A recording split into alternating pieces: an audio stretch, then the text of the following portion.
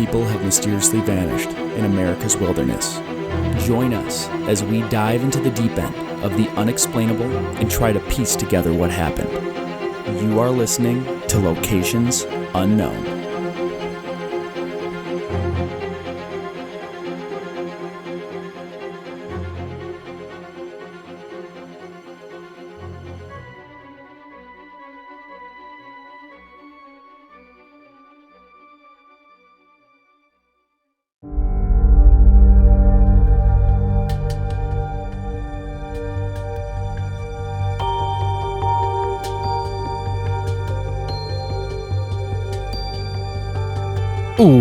What's up, everybody, and welcome back to another episode of Locations Unknown. I'm your co-host, Joe Irado, and with me, as always, is a man so good that if the Avengers were real, he would totally get recruited, Mike Van de Bogart.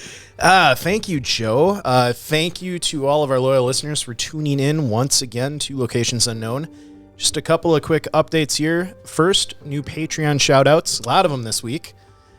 Jennifer Pisano, Jacob Lopez, Rashawn Duncan, Joanna Arbach, Joshua Fairchild, Kelly Ballard, Donna Steffi, and Brent Chulewski.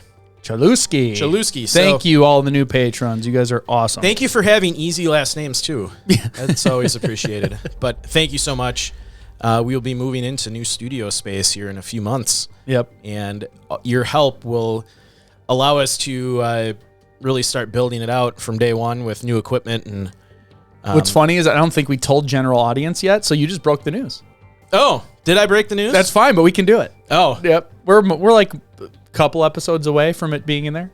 Oh, well, we could cut this out. No, leave it. It's funnier. I totally forgot that we hadn't told. We only told patron supporters. Yeah. So this is actually great advertisement. You're going to hear new cool things first on Patreon before they actually happen. Unless I just totally have a stroke. Yeah. And, so we're got a studio space that we're going to be moving into April 1st. And we got to do something special. Yeah. We'll probably do something, especially for the Patreon subscribers. We could do a 24-hour live stream. I was thinking, because we said we were going to do that. Yeah. I've been thinking about that. We might have to. Yeah. We might have to do. I totally didn't mean to do that. No, that's fine. You know me. I don't care. Yeah. What a better, not a better way to do it. So I just nonchalantly said, about the studio. So we're moving in. It's right downtown Milwaukee, prime location. Oh yeah. We got a pretty good deal from a supporter of the show. Yeah.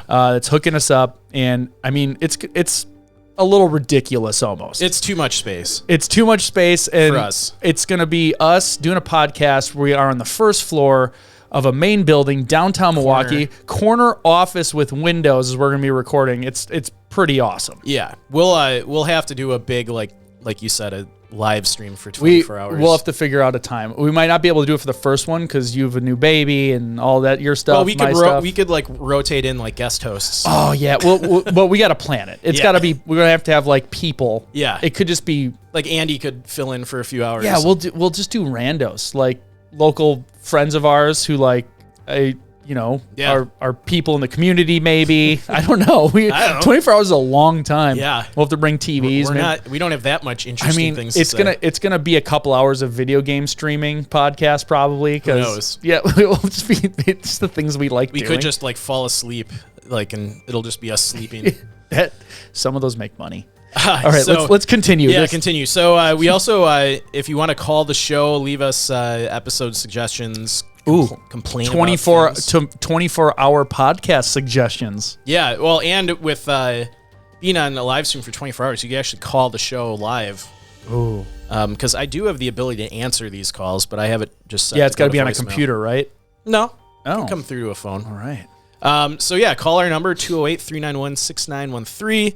If you want to support the show, there's many ways you can do it. Patreon, YouTube memberships, premium subscriptions on Apple. You can also buy stuff from our stores on Facebook and our website. If you can't support monetarily, just tell your friends and family about Locations Unknown. Yeah, spread the word. That helps a lot. We our last episode was our largest episode ever already in 7 days, and we get ad revenue from that. So just telling everyone that you know that they must listen to our show helps also. They have to listen. They absolutely must. Yes. So that's all I had. All right, everybody, let's get up and gear out. I said that backwards. Let's gear up and get out to explore locations unknown.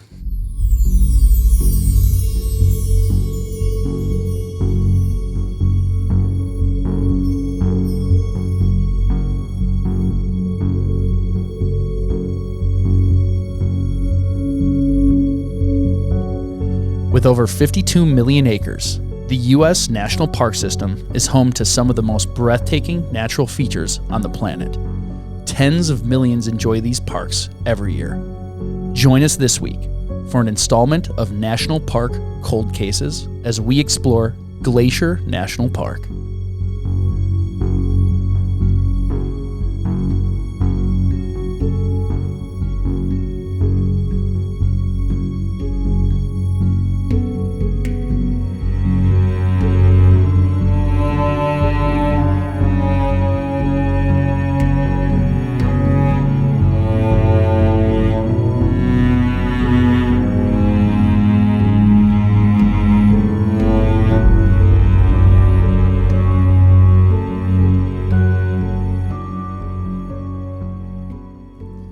So this installment of the Cold Cases in National Parks is near and dear to my heart. Probably yours too, Mike. Glacier is one of my favorite parks. It's large. That was the first time, I think our first trip was the first time I did that many miles in the backcountry. Yeah, no, Glacier. On foot. Yeah, Glacier is one of my favorite parks. We've never actually done an episode on Glacier, so that's why I kind of picked it this week for the Cold Cases. Oh, yeah. But no, this is great because we both have hiked the park. Joe's hiked it multiple times. So we have firsthand experience of probably a lot of the places that these people have gone missing in. Yeah, I was just flipping through some of the photos before the show. I'll put them up on the screen later when Mike's talking. But I actually have a picture of a missing person that I forgot that I took. The flyer, not the actual person. Yeah, not the actual person. The flyer of the missing person, because last time I went, we got briefed, as we always talk about, that the trail we were on, that gentleman had gone missing. So I think it gave me, obviously, the idea of, holy cow, we never covered that show. I think I thought about it while I was out there and then got back, and then life hit me in the face multiple times, and I got a concussion from life hitting me in the face and forgot about it. Yeah. So without further ado, we will go into Glacier National Park.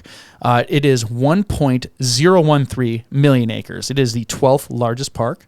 It is in Montana and was established on May 11th, 1910. This is according to 2022 numbers, which might be still a little low. 2.9 million visitors a year, puts it 31st for most visited. And according to archaeological evidence, Native Americans first arrived in Glacier area some 10,000 years ago. The earliest occupants with lineage to current tribes were the Flathead or the Salish and the Kootenai, the Shoshone, and the Cheyenne. The Blackfeet lived on the eastern slopes of what later became the park, as well as the Great Plains immediately to the east. The park's region provided the Blackfeet shelter from the harsh winter winds of the plains, allowing them to supplement their traditional bison hunts with other game meat. Today, the Blackfeet Indian Reservation borders the park in the east, while the Flathead Indian Reservation is located west and south of the park. So here's some interesting facts about Glacier. The park's nickname is the Crown of the Continent. It has also been called America's Switzerland, thanks to the jagged mountain peaks that somewhat resemble the Alps. It is a really beautiful, aggressive mountain range. Yeah.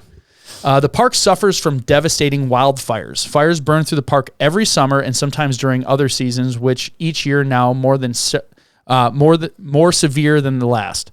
Fires in recent years have destroyed homes, historic cabins, and the 100-year-old Sperry Chalet, which has fortunately since been reconstructed. I don't remember when we were there, at least when I was there, fires, like when I was in Yosemite, you could tell the area we walked through had just been hit by a fire. But yeah, we hiked through that small section, remember, where like it was still pencil sticks? Yeah. But a lot of the smaller growth was already coming back, so it was still green. Yeah. It wasn't like freshly charred. The park had 80 glaciers when it opened. That's significant because now, just over a century later, it only has 26. In addition to being a national park, Glacier is also a UNESCO Biosphere Reserve, an international dark sky park, part of the Waterton Glacier International Peace Park, the world's first, part of the UNESCO World Heritage Site, home to 6 National Historic Landmarks. It took 14 years to build Going to the Sun Road. The park's iconic road was under construction from 1919 all the way until 1933, and even then it wasn't fully paved until 1952. The park straddles the Continental Divide. The Continental Divide runs from Alaska to Mexico and goes straight through Glacier National Park on its way. Going to the Sun Road crosses the Continental Divide at Logan Pass, where the elevation is 6,646 feet. So we'll talk about climate. Glacier's weather is highly variable and can be extreme. In winter, most of the park is covered in several feet of snow, and there are many cloudy, snowy days. That's where they close Going to the Sun Road for a majority of the year, actually, because it's not even worth snow plowing. In spring, rainy days and cooler temperatures are common even through the months of June. Hot days and cool nights are normal throughout July and August. Hikers setting out on a warm summer day should expect changing conditions and bring rain gear and extra layers of clothing. We know that from personal experience. Oh, yeah. It would go from super sunny and hot to rainy, then back, and then rainy again. A lot of your stuff got wet. Yep. And it was worse, too, because like the sun would come out, and you're like, all right, I'd hang all my stuff out to dry, and then a rain cloud would come and just re-soak it all, and you're like, God dang it. Yeah. In fall, temperatures begin cooling down, and snow may occur even at lower elevations as early as mid-September. Packing extra layers is the key to a comfortable visit regardless of the season. That is 100% true. Lots of layers. In the driest corners of the park, along the northeast and northwest edges, rainfall averages 23 inches a year, while the lowlands of the west side receive about 30 inches of precipitation on average. Since moisture-laden air is forced up into high elevations at the Continental Divide and cools, the annual precipitation average jumps to 100 inches or more in isolated mountain Krux. I don't know how to say it. Cirque du Soleil. Cirques. Yep, I'm going to yell that for that one. Snowfall settles to around 16-foot average snowpack. That's crazy. Yeah. That's, single-story home. That's taller than a single-story home. Yeah. That's the average. It's almost a 2-story building. Yeah, I think I've seen images on their Instagram of like they'll get snow drifts that are like 30, 40 feet. Isn't that Glacier where they have the big like trucks with the huge like snow blowers on the front of them? I think there, and they do that in the Rockies too. Yeah. I mean, isn't Glacier technically part of the Rocky Mountains? Yeah. Yeah, good point. I meant Colorado Rockies. Yeah, the Colorado Rockies. I just always refer to it as the Rockies, but yeah. The east side gets less overall precipitation and is prone to high winds. Downslope gusts are often 50 miles per hour or more, sometimes reaching 100 miles an hour. The winter Chinook or snow eater winds regularly create a temporary spring, raising temperatures over 30 degrees Fahrenheit in just minutes. If cold Arctic air pools deep enough on the east side to spill over the divide and collide with Pacific moisture, raging blizzards can result. One dumped 44 inches of snow in a single day. That's insane. Holy cow. That's so much snow. Do you remember that video? I think I posted the video on our Facebook of the dude who was hanging on to the flagpole on a mountaintop, I think it was, and he was like being blown vertically. I think that was Glacier. No, but I mean, if you get 100-mile-an-hour winds. Yeah, you won't be able to stand out there.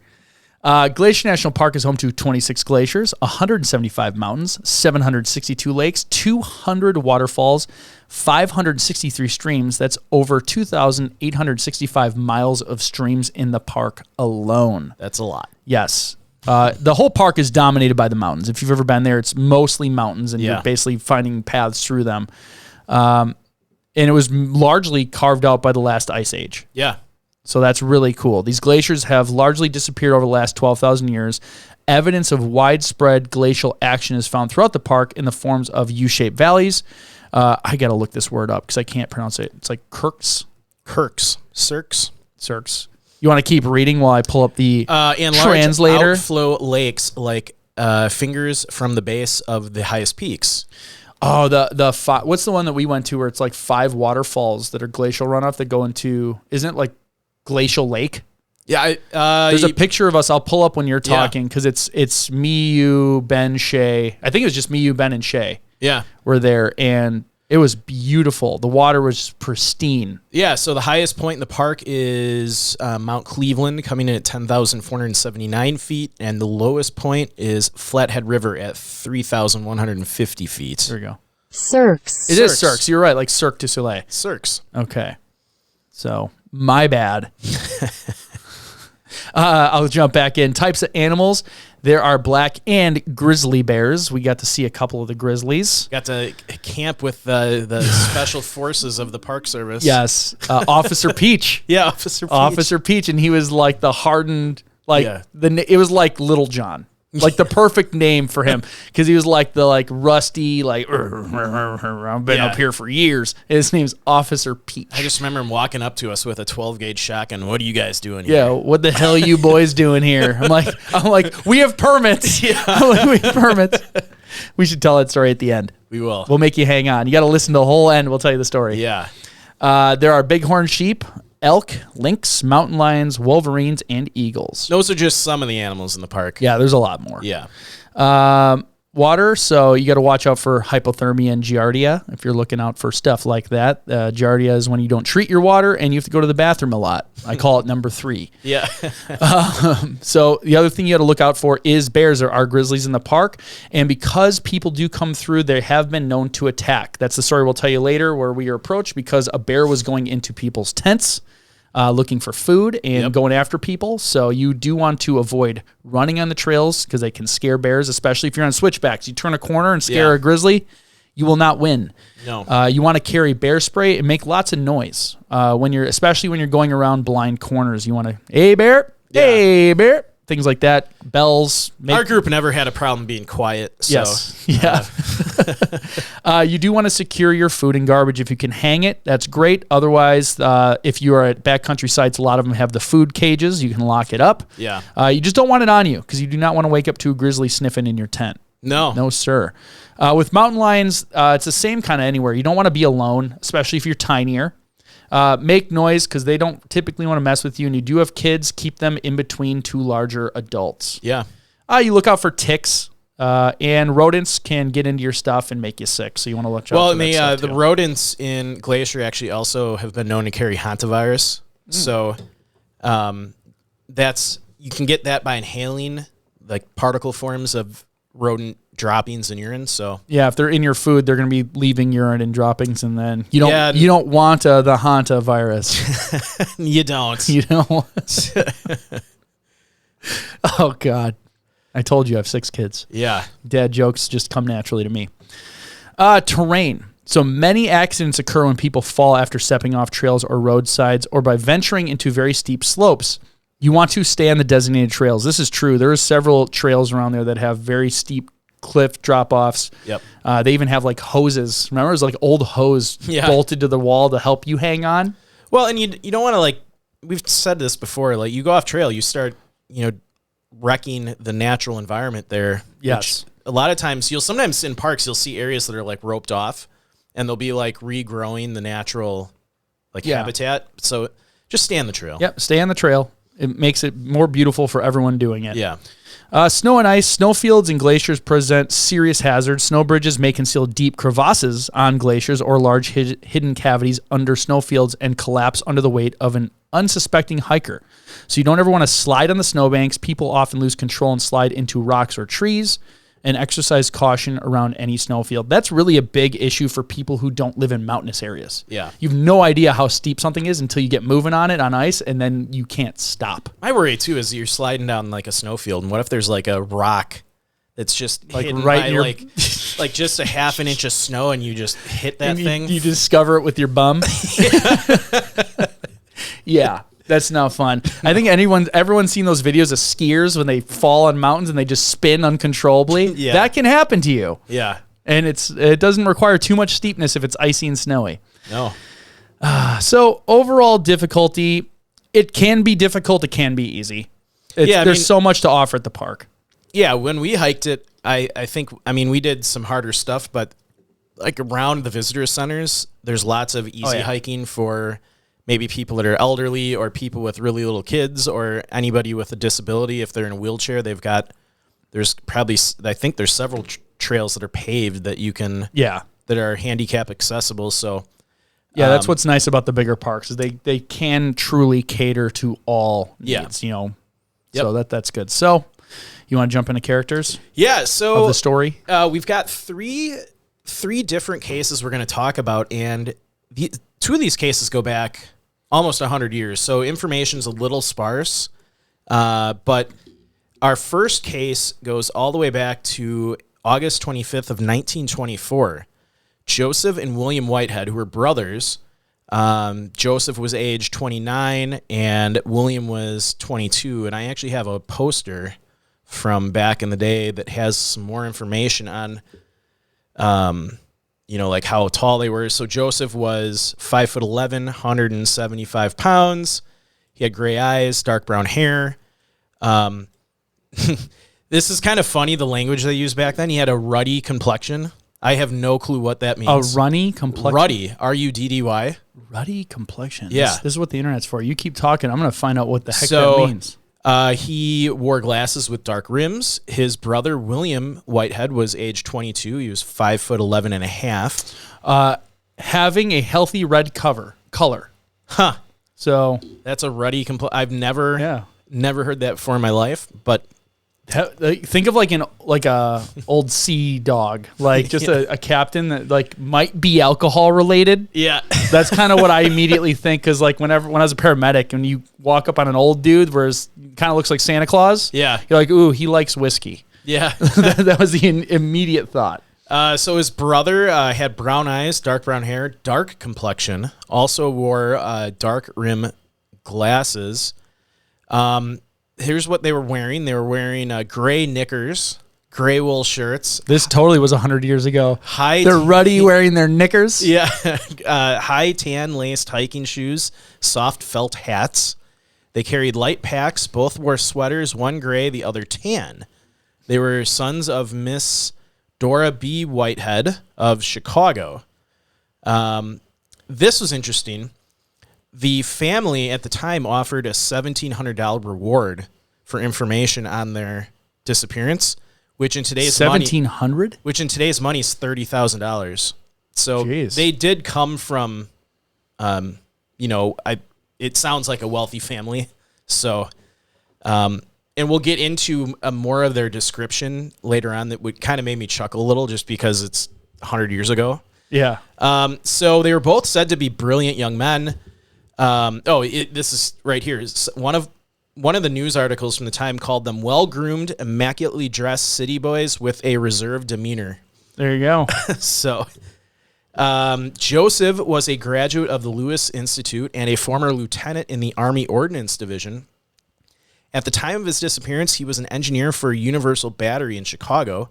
William was a student at MIT and was planning to graduate in the following year. So they're smart. Both real smart guys. Yeah. So I don't have an exact timeline of when they left. Well-groomed, immaculately dressed city boys with a reserved demeanor. Yeah.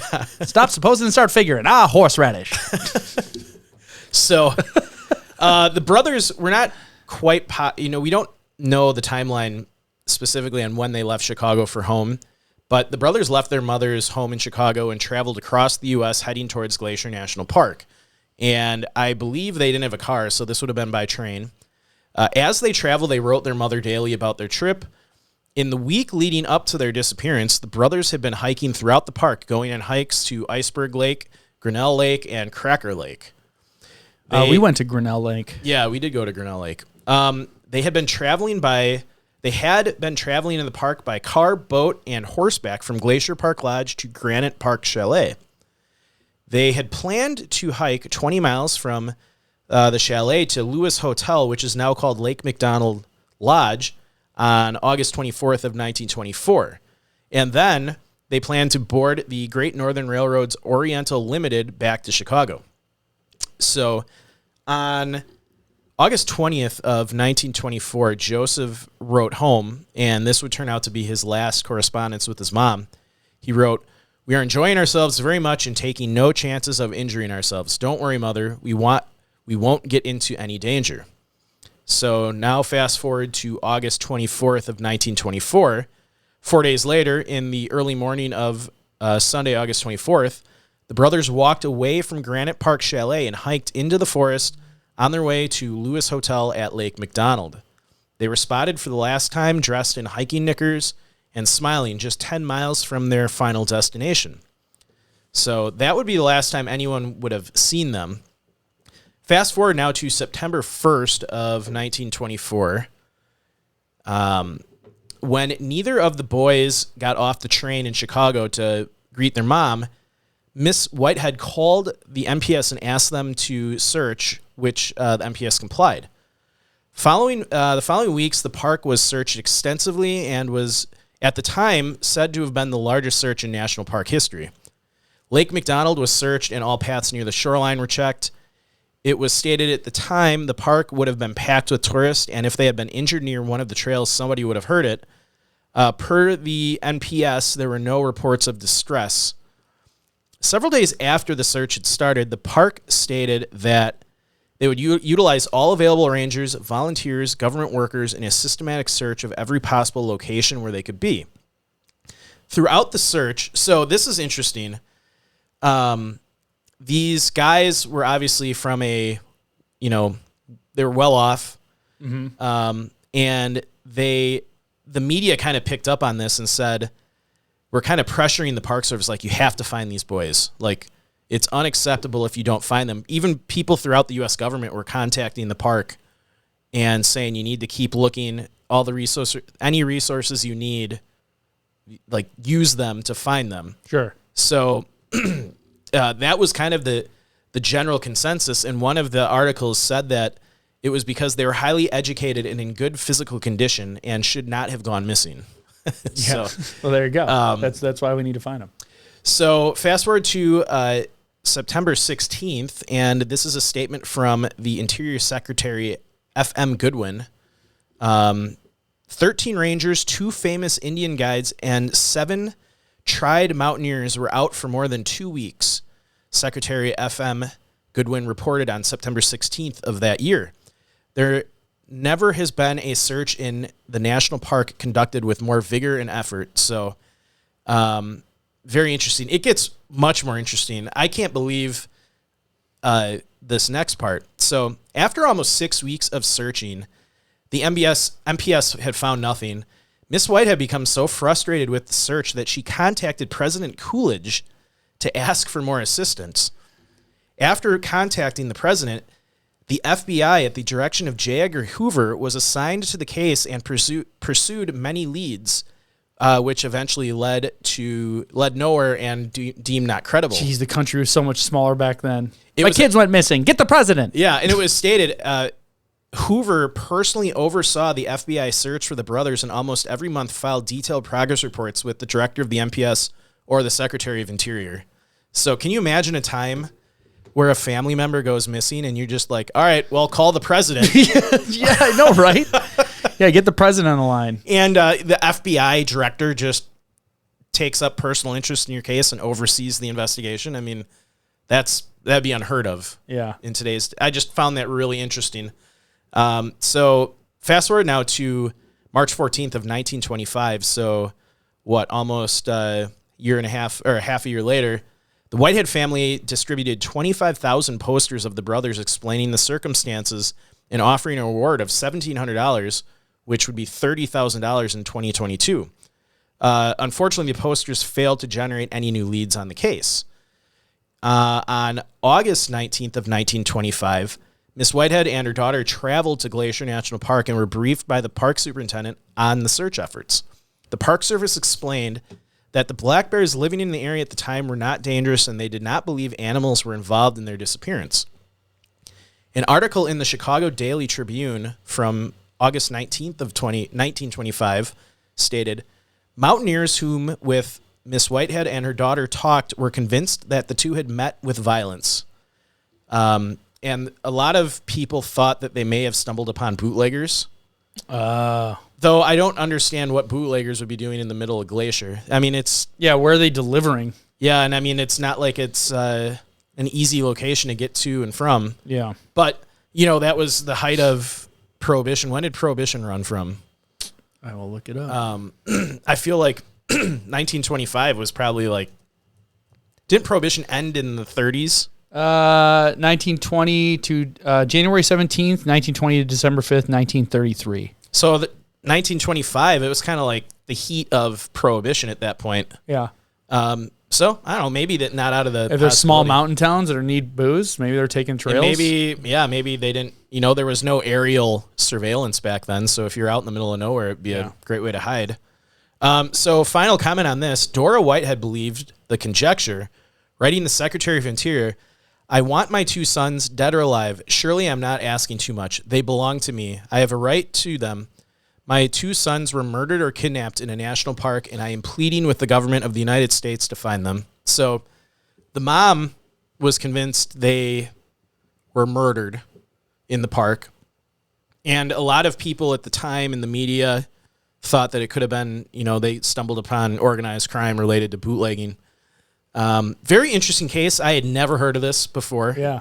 I mean, it's over almost 100 years old. So, it's weird when you go to the National Park Service cold case page, they have there's 20 or 25, 29 people on there, but this is a cold case. I mean, they weren't found. Why don't they? I don't know why they don't list these, but, okay. Moving on to our next case, 2 out of 3 here. This one takes us to August 13th of 1934, so still going back quite a ways. The gentleman's name was Frederick H. Lumley. He went missing, like I said, August 13th of 1934. He was a male, age 27. I don't, unfortunately, have any more description about him. I couldn't find any additional information. He was an Ohio State University assistant professor, so age 27 is already a professor, probably a pretty smart guy. So, yeah. Again, we don't have detailed information on exactly when he started hiking, but Frederick set off on a solo hike from Goat Haunt.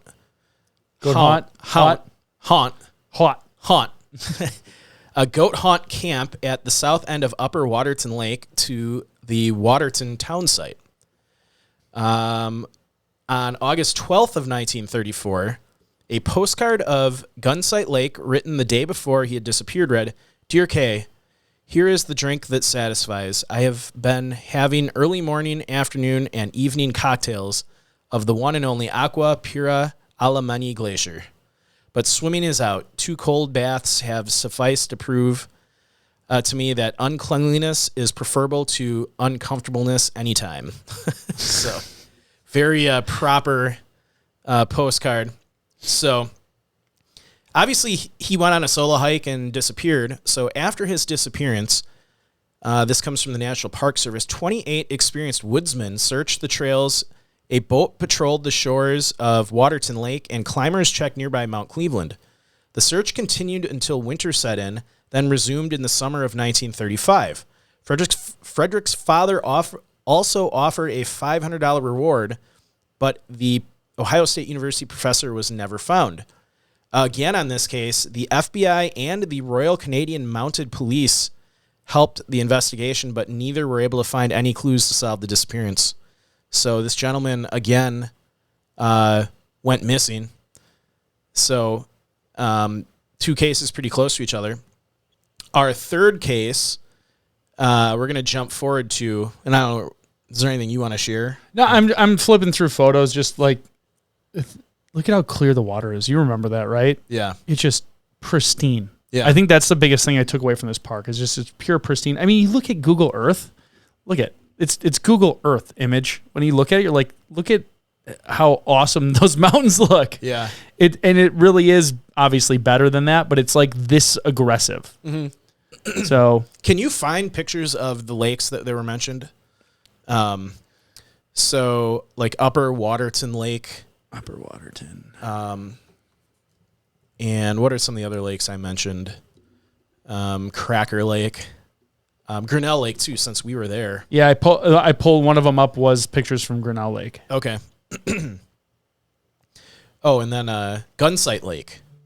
I've never heard of any of these lakes other than Grinnell. Yeah, I think Grinnell's isn't that near a visitor center? Well, yeah, because it's the Grinnell Glacier, and that's why we Okay. went. Like the Grinnell Glacier feeds into it, and I think that's it. if I'm remembering appropriately, let's see if I even have the picture from that one, from our trip. Yeah. It's one of these, because this is a picture, if you zoom in, that's you. Like, that's how big this photo is. Yeah. It gives you an idea, like, look at, that's you. I think that's Ben. And you just go out, it's so vast. It's just huge, because that's a glacier up in there that feeds one of the lakes. You can see the waterfall kind of there. Yeah. Like, look at, there's Shea. Way over there. This is an example, too, for those watching, how steep, it doesn't look that steep. If that was ice and snow, you could just slide and just not stop till you hit that hidden rock with your bum, or you get all the way to the bottom. That's where, like, it's so beautiful, but it can be dangerous in the winter. Yeah. For those listening, we're just looking at, like, almost like a U, and this trail goes around this internal U, and you could see, like, this is, like, all carved out from the big glaciers from the Ice Age. Yeah. It's really, really cool. Yeah. So, all right. So far, theories on the first two cases I've talked about. Any ideas or... With it being so long ago, I definitely feel like it's more not being prepared. Yeah. Maybe. Yeah, I mean, I think... like, or just lack of gear. You're out in the wilderness 100 years ago compared to out in the wilderness now. Yeah. It's rugged when we went backcountry. Yeah. So I can't imagine what it was like when they were out there. I think with the first case, and we'll get into the third case in a minute, I find it strange that two people disappeared on the same hike. That makes me think that, like, some kind of criminal activity is more likely. Or an accident. With both of them. If one falls, the other one tries to help them. I mean, we've been doing a lot of cases. Have we ever done a case where, other than that father and son that went, and that only happened because the father was missing, and then the son went to look for him and got lost? Yeah. We've never had a case where two individuals have gone missing at the same time and never were found. Yeah. It's unusual. Usually what happens is people be in a big group and one person will veer off and do their own thing and then goes missing. Yeah, and then all of a sudden they never return. Yeah, I mean, perhaps they did come into contact with some bootleggers and were both, murdered. Or grizzlies. And you don't have the technology and... Well, irony is they said they got, like, local Indian guides to go look for them. I mean, that was probably the best thing you could have. I'm sure those people had the whole park mapped like the back of their hand. Yeah. And they found no trace of them. Now, and obviously, search techniques back, 100 years ago probably don't compare to, a sophisticated search in 2023. They don't have any aerial surveillance. It didn't sound like in that first case that they used any kind of dogs. These people, none of them are probably trained in, like, probably back then they didn't even train in professional search and rescue techniques. I'm sure they got the professional trackers out, and that was like, okay, and then if anyone else volunteers, it's like, all right, here's where we think they were, go. Yeah. And so, I mean, if they had gone missing in 2022, maybe they would have been found with today's technology, maybe not. I think the second case, a solo hiker, that's more in line with a lot of cases we've covered. And, it's so long ago, we don't have a lot of details of the case. Yeah. But, in that letter, he's talking about swimming in cold glacial lakes.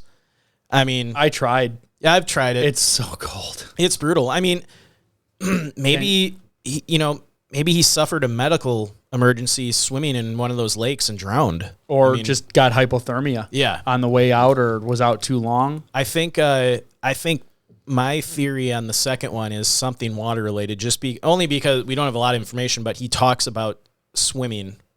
Even though he says he doesn't want to do it anymore. Yeah. It means he has done it. And he's hiking alone. We don't know what kind of gear he had with him. My theory on the second one is probably something, and there's so many lakes in Glacier. What do we say, 200 or... I think a lot of them are unnamed even. I don't think they're all named. Yeah, they'll be like the names that people come up with when they're out of ideas. People just give them names? Yeah, exactly. Yeah, I think I read that there's a lot of lakes in Glacier that are officially unnamed. 762 lakes. Yeah. So, and that's where was I with you on the trip where we were talking to the trail guide and they were talking about their secret lakes that they go to? It might have been Glacier. Yeah, I know it was Glacier. I just didn't know if it was with you or the last group I went with, but we were talking to some trail guides that basically said like the people that work there know routes and things to lakes that are unnamed that no one knows how to get to. Oh, yeah, absolutely. Like, because there's so much space that's like their little, where they get away. Yeah, so perhaps he went off trail, went swimming in one of these unnamed lakes, and that was the end of it. Mm-hmm. So, so far, case number one, I think it was foul play, just because it's unusual to have two people go missing on the same trail, or maybe a grizzly attack. Yeah. Case two, I think it's something water related. I'm with you on that one. In that day and age, they're not going to have the technology to do a thorough search of the lake bottoms. Yeah. And with 762 lakes, I mean, it'd be a crapshoot probably picking which ones. So, yeah, and that was September, so it's starting to get cold. Yeah. Yeah. So our third case, we're bringing it back to more recent times. So the gentleman of our third case, his name was Patrick Whalen. He went missing on November 20th of the year 2000. He was a male, age 33. He was 6 feet, 155 pounds. He had blonde strawberry hair, hazel eyes with wireframe glasses. A little bit about his personality from friends. This guy sounded like just a amazing, like special human being. He loved to help people working with migrant farmhands and hiking to raise money for cystic fibrosis research. Before leaving Ohio, he volunteered for Habitat Humanity and the Cleveland Food Bank. He once took a panhandler into a sandwich shop and bought him a meal. He also joined University Hospital, but quit in 1992 for what he called a hike for life along the Pacific Crest Trail with an old friend from St. Anne. Mounting snow and fatigue prompted the friends to cut short the 2,600-mile trek. So occupation, hobbies, he graduated from St. Anne's grade school, and he got a bachelor's degree in nursing. He was a registered nurse, studying to become a doctor in naturopathy. Did I say that right? N-A-T-U-R. Naturopathy? Naturopathy, which stresses natural health care. We're going to throw it in the old translate machine that we pay thousands of dollars for. It is... Oh, I got to turn the volume up. How about that? Naturopathy. Naturopathy. I said naturopathy. Oops. Yep. So that's close. Patrick loved to hike. He actually, his friends said he earned the title survivalist due to hiking thousands of miles along the Pacific Crest Trail and spending hundreds of hours in various natural parks. So, guy, I would say, is experienced. He had been to Glacier many times, and enough times that rangers actually remembered various contacts with him where they said he seemed normal, no issues. So very interesting individual. So in early November 2000, Patrick's father had contacted the U.S. Park Service explaining that he hadn't heard from his son and was worried that something might be wrong. The park told him that they didn't have any recent encounters with him, but would keep his name on file. So on November 2nd of 2000, while driving his truck on U.S. Highway 89, Patrick actually hit a deer. Witnesses in the area saw Patrick put a pillow under the deer's head, place a blanket over it, and then leave food near its mouth. Jeez. It did appear, though, that Patrick had abandoned his truck and left to backpack into Glacier National Park, which I find strange. I don't know why he would do that, and it was unclear from reports if the truck was still in operating condition, but the truck was towed by orders of the local police and was impounded on November 3rd of 2000. So for half a year, there was no activity regarding Patrick in any NPS reports until May 10th of 2001, when his father once again contacted the Park Service because he hadn't heard anything. So now it gets a little interesting. On May 27th of 2001, Park Ranger Michelle Madland was on a routine hike with a former park employee in the Atlantic Creek campground area when she came across something strange, according to her report. She stated that she had found abandoned backpacking equipment in a campsite. She stated that she found a tent that was partially falling down, but had obviously been there throughout the winter. It was a blue REI brand tent that had all the zippers closed and no tears in the fabric, and the tent was sealed. Michelle looked inside the tent and found everything you expect in a tent for someone who is sleeping in it, except the person. The ranger found a pair of boots, wool hat, mittens, a pack, underwear, shorts, and other clothing, toiletries, a stove, food, water filtration system, and a commercial driver's license belonging to Patrick. So they found Patrick's camp. What was missing was an empty buck knife case. So his buck knife was missing, which is interesting. So Michelle and her coworker took photos of the site and then hung the food from ropes so the bears couldn't get it. She also stated in her report that it looked like the bears or any other animals hadn't disturbed the site at that point. She was deep enough in the park that she couldn't establish radio contact with HQ, so they hiked out of the area and contacted other backcountry rangers. On May 28th, additional rangers hiked out to the site and started an inside-out search that consisted of an extensive investigation of the site and a detailed search of the area. Rangers also learned that Patrick's truck, which at this point had now been towed over 6 months ago, was still in the tow lot. His truck was searched, but no additional clues were found. On May 30th, cadaver dogs were brought into the Atlantic Creek campground area and were searching for any indication that a body was in the area. Sadly, after several hours of searching, the dog handlers were convinced that there was no body in the area. So park officials do not believe Patrick wintered at the camp, but instead point to evidence suggesting the site had been abandoned since last fall. Patrick was also not issued a backcountry permit to camp in Glacier, which is required by park policy.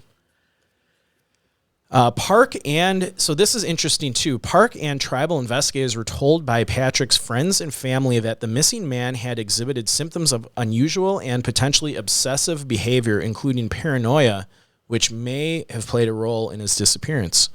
So, that's too bad. There's not a lot of information on this case on the internet, sadly, and it's still an open case. Yeah, one of the first images is from our website. Is it really? Yeah. That's what I looked at the second image and I'm like, oh, we already have a... Yeah, there you go. Perfect. So a very strange case. If he was suffering from mental health issues, that makes more sense. That would, yeah. I don't understand why, if you hit a deer, you would leave your car and just, go off into the woods. Yeah, that sounds like something that someone would do that's not in the right state of mind. Unfortunately. What's interesting, though, is what was left in his tent, in my mind. So pretty much all of his gear except his knife were in his tent, which makes me wonder, was he sleeping one night and got startled and grabbed his knife and went outside to see what was going on and then never came back to the tent. Or went to go cut some wood up or something like that. But even his boots were left in the tent. So it makes me think it was in a panic, something happened and he panicked. And if he was suffering from paranoia, he, for some reason... You're by yourself out there. Yeah. I get paranoid when I'm out there. And if he could have been out there for weeks, months, we don't know how long he was at the site. They don't think he wintered it over, but they don't know. Yeah.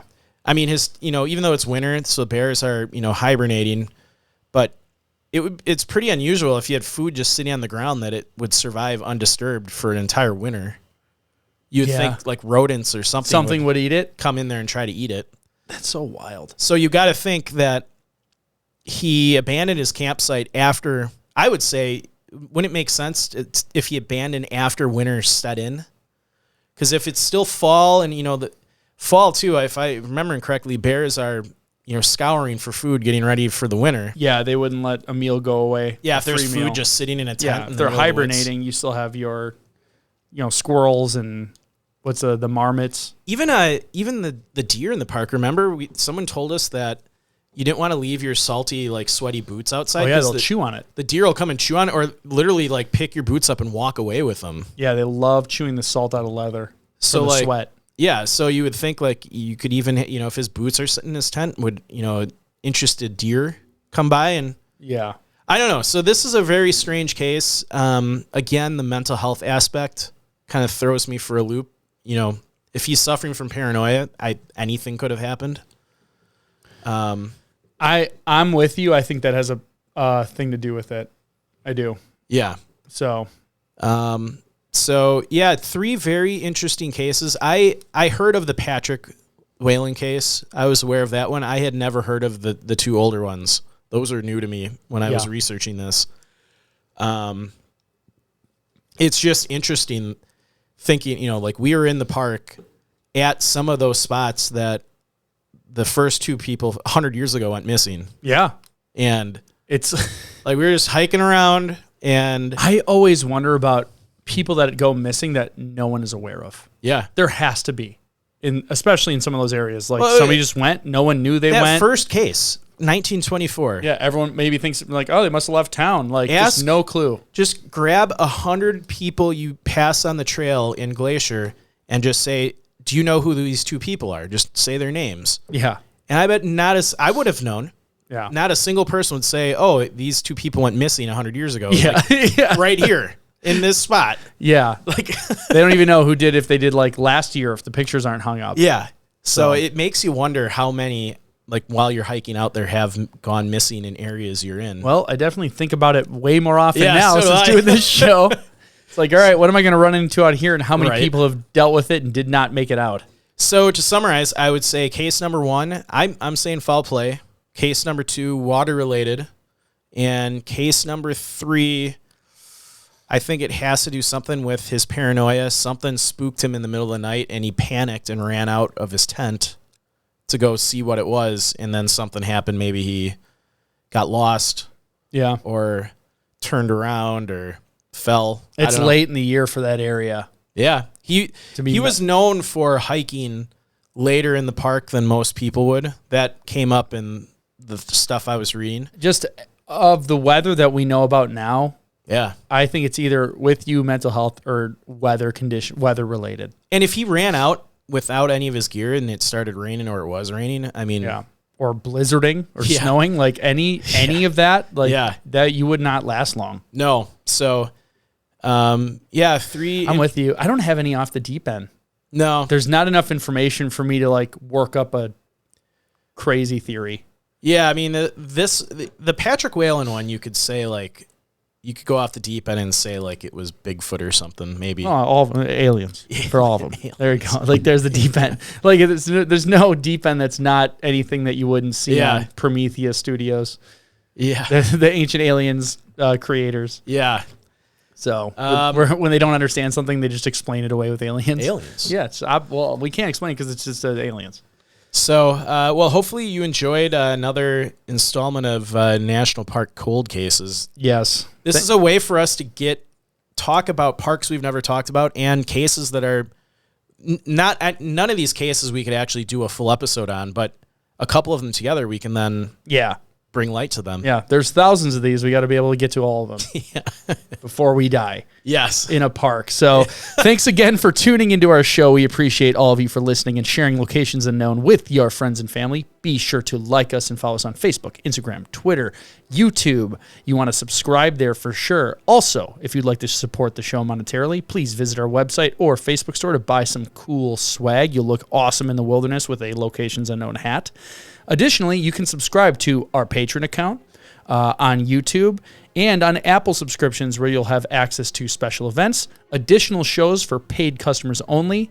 And lastly, when enjoying the beauty of nature, whether backpacking, camping, or simply taking a walk, always remember to leave no trace. Thanks, and we will see you all next time.